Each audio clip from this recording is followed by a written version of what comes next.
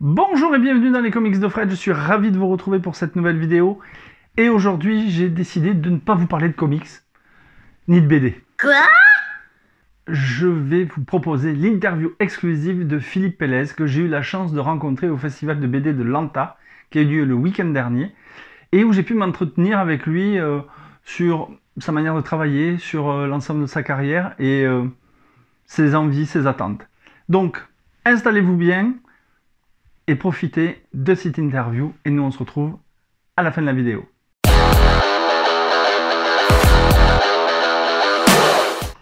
Bonjour et bienvenue dans les comics de Fred. Je suis ravi d'accueillir pour cette nouvelle interview Philippe Pélez au Festival de Lanta. Bonjour Philippe. Bonjour.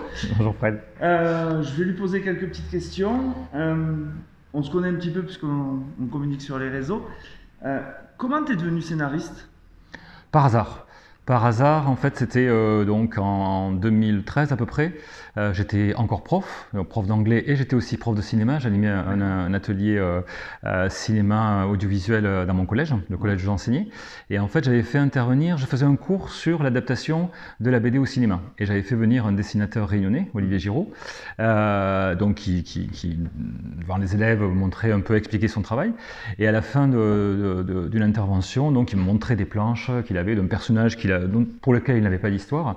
Et puis en discutant, moi, je commençais à avoir des idées comme ça. Il m'a dit, mais ça ne dirait pas de m'écrire une histoire? Écrire l'histoire de BD. Moi, j'en lis beaucoup. Je lis aussi beaucoup de livres, beaucoup de choses, quoi. Mais, et donc, je dis, bah ouais, pourquoi pas, pour le fun. Et donc, j'ai commencé à écrire, puis un tome 1, un tome 2, et puis ça a été pris par un éditeur réunionnais qui est décédé, hélas, il n'y a pas longtemps, Jean-Luc Schneider.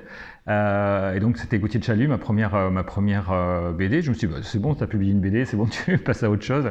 Et en fait, je me suis pris au jeu, et j'ai continué à écrire, et puis au bout de 2-3 ans, voilà, on va dire que les éditeurs ont commencé à s'intéresser un petit peu à ce que je faisais. Puisque je suis parti, comme toujours d'ailleurs, un peu dans tous les sens. Ça a commencé par le Moyen-Âge, mais après c'était voilà, du trailer, de la comédie, de l'historique, beaucoup. Et donc c'est un accident en fait. Voilà. C'est un accident. Je suis un accident. Chouette accident quand même. Merci. Et je voulais savoir, quelles sont tes sources d'inspiration? Est-ce que tu as des maîtres d'histoire ou de scénaristes que tu admires pour t'en inspirer? Alors, il y a des scénaristes que j'admire. Je trouve que vraiment, alors déjà des scénaristes pour la BD, je parle pas forcément pour le cinéma, mais pour la BD, oui, il y a Lupano, Zidrou, Sand, Van, évidemment. Ce sont des scénaristes vraiment que je trouve. Desberg aussi, qui m'a donné d'ailleurs de bons conseils au tout début quand j'ai commencé. Je l'avais croisé à Bruxelles. Voilà, ce sont vraiment des scénaristes que j'admire déjà parce que, notamment si on prend Zidrou, Desberg et Lupano, ce sont des scénaristes qui sont capables de varier leur style et de faire ce que moi j'essaie de faire pour chacun de mes albums, c'est-à-dire sortir de ma zone de confort, si jamais j'avais une zone de confort, en fait j'en ai pas, mais de faire vraiment des choses différentes à chaque fois, pas pour surprendre ou dérouter le lecteur, pas pour dire, mais juste pour pas que je dise, ah oui, Pélez, encore un trailer de Pélez, non, parce qu'en fait Pélez, il fait pas que de thriller, il fait de la comédie, il passe d'un truc, voilà, c'est juste toujours essayer d'explorer de nouveaux territoires et en fait me mettre en danger. À chaque scénario et me dire non, ça tu l'as déjà fait, non, allez vire ça, tu l'as déjà fait dans un autre truc, tu fais autre scène, voilà. Et c'est donc les scénaristes, donc quelques scénaristes comme ça, puis aussi pas mal de romanciers. En fait, je lis peut-être un peu moins maintenant. Ce que je lis aujourd'hui, mes lectures sont surtout axées sur ce que je vais écrire, sur les recherches documentaires. Voilà, là j'écris sur le Vietnam, donc je suis en train de me taper beaucoup de livres sur le Vietnam. Je sors un gros projet chez Glénat, donc de 550 pages, pour lequel j'ai lu en 3 ans 376 livres. 376 livres, donc c'est pas un livre tous les 3 jours, parce qu'il fallait vraiment que je sois dans le truc, quoi. Donc voilà, j'ai pas forcément de source, mais en tout cas, comme l'a écrit, que je dis une phrase que je dis tout le temps, un essayiste qui s'appelle Julien Gracq, tout livre pousse sur d'autres livres, c'est-à-dire que tout ce qu'on écrit, en fait, est toujours inspiré de ce qu'on a visionné, ce qu'on a vu, les films qu'on a vus, les livres qu'on a lus, les BD qu'on a lus, ça ressort inconsciemment ou consciemment, mais ça ressort toujours d'une manière ou d'une autre. Donc en fait, j'ai une palette d'inspiration, on va dire, qui est assez large, quoi. Comment tu fais pour écrire un scénario? Quelle est ta méthode? Voilà, donc je rigole. En fait, donc il n'y en a pas. Il n'y en a pas, je pars toujours d'abord d'un titre. Généralement, je trouve le titre en premier, parce que j'aime bien un titre, trouver le titre qui claque, c'est super important. Et je te disais donc que Godard faisait ça, en fait, dans ses films. Il partait toujours du titre, et à partir de ça, il écrivait son histoire. Ce qui est important, en fait, pour moi, c'est à partir du titre, d'avoir la scène d'exposition. C'est toujours les scènes importantes qui font 3 ou 5 pages, c'est-à-dire donc ils doivent toujours finir sur une page impaire de droite, hein, pour faire ce qu'on appelle un suspense de bas de page, Ouais. et puis pour vraiment plonger le lecteur dans l'action.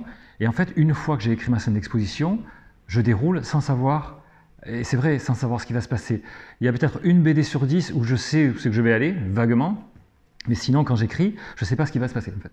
Et donc, il y a des personnages qui prennent de l'importance, d'autres qui disparaissent, alors qu'au départ, ça sera mon personnage principal. Mais non, voilà, c'est pour ça aussi que j'écris beaucoup, et j'écris vite. Quand j'écris vite, c'est-à-dire, bon, enfin, j'écris beaucoup, mais en travaillant beaucoup, hein, Oui, oui. une quinzaine, entre 15 et 18 heures par jour. Mais parce qu'en fait, j'ai envie de savoir ce qui va se passer. Je me dis, merde, vite, qu'est-ce qui va se passer ensuite, quoi. Mais j'ai pas de plan. Et j'avais discuté une fois avec Yves Sante, je me rappelle, quand il était venu à La Réunion, il m'avait montré, je crois que c'était, je sais pas si c'était pour un 13 ou pour un Black et Mortimer, son carnet où il écrivait tout des trucs, là, c'était un plan, quoi, un plan. Et moi qui viens de milieu universitaire, donc très cartésien, thèse, antithèse, synthèse, c'est ce que je veux éviter dans la BD. Je veux vraiment me laisser guider par mes émotions. Et voilà, quoi. Donc c'est extrêmement rare de savoir où c'est que je vais. Et donc j'ai pas de plan, en fait, quand j'ai pas de méthode. Ma méthode, enfin si, c'est le titre, la scène d'exposition, et après Vogue la galère. Enfin, Vogue la galère. Oui, enfin la galère, pas au sens de la galère. Oui. Vogue le bateau. Ouais. Tu dirais que tu te mets à la place du lecteur? Oui, Complètement? toujours, ouais. Toujours. Alors, quand j'écris, je me mets à la place du lecteur et je me mets aussi à la place des personnages. C'est-à-dire que je suis les personnages, quand je les fais parler, etc. Parce que le défaut qu'on pourrait avoir, et qu'ont certains scénaristes, et que je dois avoir moi aussi sûrement, hein, parce que j'essaie vraiment de gommer tous ces défauts, pas pour arriver à la BD parfaite, mais juste pour être un peu meilleur à chaque fois et puis se remettre en question, c'est d'avoir des tics de langage qu'on retrouverait dans certaines histoires qui n'ont rien à voir l'une avec l'autre, quoi. Donc il faut vraiment être le personnage et être dans la tête du personnage, quoi. Et évidemment après, alors bien sûr je me mets à la place du lecteur, mais j'ai la chance d'avoir ma femme notamment qui relit mes scénarios, et des amis aussi qui relisent les scénarios. Quand j'envoie une histoire, elle a déjà été relue 4-5 fois par des copains ou par une femme qui dit ça t'enlève, ça c'est pas compris, ça veut rien dire, etc. Donc voilà, je sais, j'ai un œil très critique sur ce que je fais. Je suis très ouvert à la critique justement, et je prends tout ce qui est négatif pour que ce soit meilleur la fois d'après, quoi. Je sais, j'ai lu beaucoup de choses. Ah oui, je sais. Je pense que je suis ton fan numéro 1. Tu balais plusieurs types d'histoires, entre la science-fiction, la comédie, le polar. Quel est l'univers que tu préfères? On m'a déjà posé cette question, c'est compliqué. Celui pour lequel tu as le plus de facilité à écrire? Alors, la facilité, ce qui est parfois ardu quand on écrit, c'est tout ce qui est historique. Ouais. Alors, c'est pas la difficulté. Alors, il ne faut pas écrire l'histoire, il faut écrire une histoire dans l'histoire avec un grand H, sinon ça ne marche pas après. C'est-à-dire, ce qui est le plus ardu, c'est la documentation.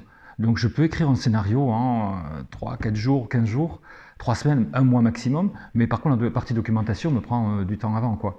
Donc voilà, je dirais que le plus facile à écrire, c'est presque la science-fiction, parce que tu invites un univers, donc tu peux dire à peu près ce que tu veux, même si des fois, même dans mes bouquins de SF, comme Neuf, comme Parallèle, etc., je fais des recherches sur les propulsions avec l'hydrogène, ou voilà, un truc, j'essaie d'avoir un vocabulaire scientifique assez, parce que j'ai une formation scientifique au départ, donc pour pas qu'il y ait d'erreur, enfin pour que les spécialistes se disent non, là il dit n'importe quoi, voilà. Donc ça c'est ma crainte la plus grande, quoi, c'est qu'on me dise non, là il y a une erreur. Donc je veux dire, la SF serait peut-être un peu plus facile, mais en fait ce qu'on m'a déjà dit, c'est que là où j'avais peut-être où je touchais le plus les gens, c'était dans les bouquins, les livres qui étaient plus un peu comme Le Gigot du Dimanche, un peu comme Fesse à Bardot aussi, à certains moments, ou comme Épouvantail, qui va sortir avec Stéphane Sénégas, et qui est une histoire aussi très particulière, donc dans laquelle j'ai mis beaucoup de choses, et Stéphane aussi a mis beaucoup de choses, et donc c'est l'histoire où en fait on touche plus au sensible, quoi. Voilà, on m'a dit que des fois c'était, voilà, j'avais sur les histoires un peu humaines, j'avais plus de voilà, je touchais plus le cœur des gens, quoi. D'accord. Est-ce qu'il y a des dessinateurs avec lesquels tu aimerais travailler? Oh oui, mais après, en citer là, parce que je ne veux pas non plus, mais c'est ça. Je te pose la question parce qu'Eric Erengel, lorsque je l'ai interviewé, il m'a dit la même chose que toi. Ouais, c'est compliqué. Eric, par exemple, c'est vrai qu'Eric, on s'est dit un jour on fera quelque chose ensemble, parce qu'on s'entend très bien. Après, tu sais, c'est il faut quand même qu'il y ait quelque chose qui se passe, quoi. Tu peux avoir envie de travailler avec un dessinateur, Et puis tu commences à discuter avec le gars et tu aperçois que en fait ça passe pas du tout. Voilà. Et puis ça peut être réciproque, c'est-à-dire que le mec il a peut-être envie de bosser avec moi, il me demande d'écrire une histoire, il dit mais en fait non, PLS, il est chiant ou je sais pas, un truc. Voilà quoi. Donc oui, il y a des dessinateurs avec lesquels j'aimerais travailler. Ouais.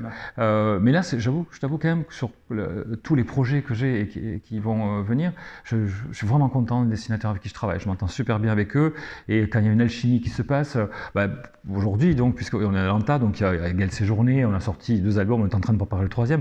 SP, on se régale. Hugues, qui est une de mes idoles, donc je me régale de travailler avec Hugues. Enfin, avec tous mes dessinateurs. Je suis très content de retrouver Cynthia Di Felice aussi, avec qui j'ai commencé, ou presque, avec Oliver et Peter. Je m'étais super bien entendu avec elle. Donc voilà, ce qu'il y a, c'est que je pense quand on a. Ça, c'est une alchimie.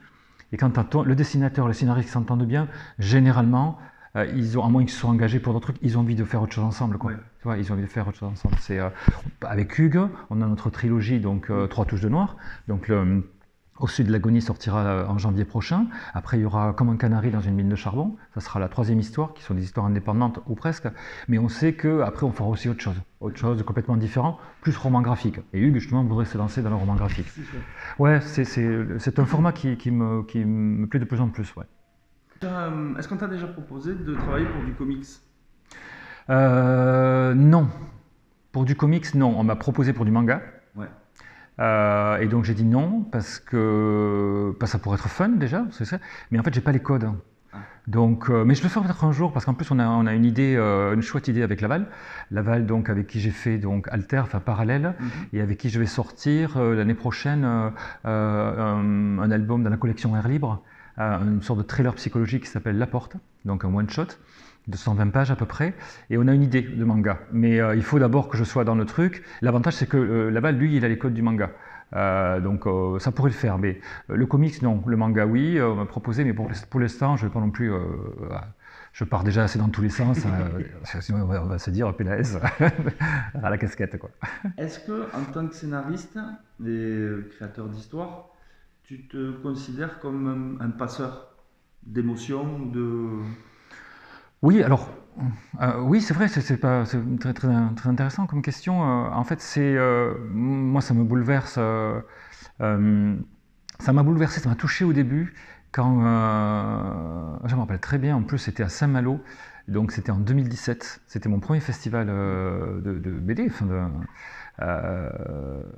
en métropole, et c'était on dédicaçait Oliver et Peter avec Cynthia, et j'ai des gens qui sont arrivés, des dames notamment. C'est une histoire très touchante, hein, Oliver et Peter, qui, bon, ils sont introuvables maintenant, et avec les larmes aux yeux, parce que cette histoire-là, elle avait touché ou les avait touchés. Et des fois, on a des gens, notamment pour le Gigot de dimanche, comme ça, qui viennent et qui sont, ou Épouvantail, que j'ai dédicacé, donc un exemplaire vraiment 1 mois et demi avant la sortie, où voilà, on me dit la larme à l'œil. Et moi, ça me bouleverse toujours d'être capable, avec des mots, de créer autant d'émotions. Moi, je suis très touché, alors par les BD, oui, mais par la poésie, par exemple. Moi, j'adore la poésie, et c'est vrai que si je lis du Racine, si je lis du Baudelaire, moi, ça me touche à un point, ça me remue le ventre, quoi. Et que je puisse faire ça, passer cette émotion, comme tu dis, à d'autres personnes, c'est vraiment, moi, ça me touche, et puis presque ça me gêne, quoi, tu vois. Et je me dis, mais voilà. Est-ce que tu dirais que tu te sens un peu fautif ? Ouais, je me sens fautif. Ouais, c'est ça, fautif, mais aussi, je sais pas, toucher les gens avec des mots, c'est quelque chose, je trouve, de magnifique, quoi. Voilà, donc. Dernière question, parce qu'après, il y a les dédicaces qui vont arriver. Qu'est-ce qu'on pourrait te souhaiter pour la suite de ta carrière ? Bon, rien. Rien, tu sais, je fais mon chemin. Bon, je suis je suis en disponibilité de l'Éducation nationale. Maintenant, je me consacre uniquement à la BD. Alors déjà que je publie beaucoup avant, les mecs vont se dire, putain, c'est pas fini. Mais non, ça va, j'avance avec bon vent, quoi. C'était bon vent. Mais après, voilà, j'essaie de faire mon truc, mon petit chemin. Un jour, je passerai sûrement à autre chose. Au départ, j'en parlais avec Eric Arnoux, syndrome de l'imposteur, c'est-à-dire le prof qui est aussi auteur de BD, donc faut choisir. Et toi, je me disais, mais en fait, voilà, tu fais que passer, quoi. Et c'est ce que je me dis. Alors, j'ai plus le syndrome de l'imposteur, parce que je pense que je bosse assez pour ne pas l'être. Mais je me dis que je fais que passer, que c'est pas, voilà. Je suis arrivé dans ce métier assez tard, 43 ans. Donc, enfin, j'ai publié en novembre, ça fera 10 ans que j'ai publié ma première BD. Là, j'en suis à 53. Et donc c'est quand même pas mal, mais je veux dire voilà, après je passerai peut-être s'il faut à autre chose, mais en tout cas je m'éclate, là je m'éclate dans ce que je fais, je rencontre plein de gens, et puis comme tu disais, je fais passer aussi de l'émotion et tout, et ça c'est... Et tu remplis les bibliothèques. Et je c'est vrai, je remplis les bibliothèques, ouais. Mais après, les gens, voilà, s'il y en a qui aiment la SF, ils prendront de la SF, qui aiment les histoires... les one-shots, romans graphiques, et trucs comme moi, ils prendront ça, ou ceux qui aiment l'historique, ils prendront Pinard de guerre, ou je sais pas, ou puisqu'il faut des ans, enfin tout ce que... Voilà, donc c'est... Il y en a pour tout le goût, je fais pas pour que les gens achètent tout PLS, mais au moins ils ont le choix dans... Mais enfin, je le dis pas parce que... Enfin, je le dis, mais c'est pas parce que tu es à côté, hein. Mais j'ai pratiquement tout de toi, depuis Maudit sois-tu. Et à chaque fois, je me régale sur les histoires. Dès qu'il y a un nouveau PLS qui sort, je suis le premier à aller à la librairie pour le prendre, quoi. Oui, mais ça veut dire, alors c'est pas forcément pour PLS, je prends aussi parce que parce que les histoires te touchent, quoi. Voilà, c'est pas, tu vois. Mais parce qu'il y a une patte quand tu écris, et tu touches à tout. On l'a vu, il y a Noir Horizon, il y a le Gigot du dimanche, il y a R. Donc c'est... Ça veut dire que toi aussi tu aimes tout. C'est toi aussi, voilà, c'est aussi rare ça. C'est pas que tu veux absolument un dernier PLS parce que quelque part on s'en fout. Enfin je veux dire on s'en fout, mais c'est que toi aussi tu as aussi des goûts qui, voilà, c'est bien ça. Tu vois, tu dis non, moi un BD j'achète que du thriller, je veux que de la comédie. Oh non, le truc, les comics, ça me... Non, c'est ça. Ça veut dire que toi aussi tu as une palette de goûts qui est assez large, quoi. C'est ça qui est bien. Ouais. Bon, et ben voilà, c'était l'interview au Festival de Lanta de Philippe Pélez. N'hésitez pas à lire ce qu'il fait parce que c'est vraiment un auteur de génie et je le dis pas parce qu'il est là, mais j'adore ce qu'il fait, donc plongez-vous dans ses lectures et nous on se retrouve très très bientôt. Salut! Au revoir! Voilà, cette vidéo est maintenant terminée. J'espère que ça vous a plu, que ça vous a donné envie de lire les récits de Philippe Pélez. Et je voudrais remercier tout particulièrement Lionel qui chapeaute l'organisation du Festival de BD de Lanta. Merci pour ta gentillesse, ta disponibilité et d'avoir contribué à ce que cette interview se fasse dans de bonnes conditions au sein de la mairie du village. Je vous conseille vivement, si l'année prochaine vous êtes dans la région toulousaine, d'aller faire un tour à Lanta pour ce festival, car c'est un festival qui est convivial, familial, gratuit et où vous pourrez discuter avec des artistes, des dessinateurs, des scénaristes de talent. Je voudrais aussi remercier infiniment, mais infiniment Philippe Pélez de s'être prêté au jeu de l'interview. Ça a été un véritable bonheur pendant 20 minutes pour moi, puisque j'étais assis à côté de mon idole de la BD franco-belge. J'en ai d'autres, mais Philippe, en ce moment, avec tout ce qui sort comme BD, je me régale à chaque lecture. Et j'ai énormément appris sur ta manière de travailler, sur ta conception de la bande dessinée, sur plein de choses. Et j'espère vivement qu'on aura l'occasion de rediscuter ensemble et de se revoir lors d'une prochaine convention ou d'un salon de BD. En tout cas, je te souhaite tout le meilleur pour toutes tes futures créations et je te dis à très bientôt. Et quant à nous, on se retrouve très très bientôt pour une prochaine vidéo. En attendant, lisez des BD, des comics et surtout, allez en convention. Ciao ciao!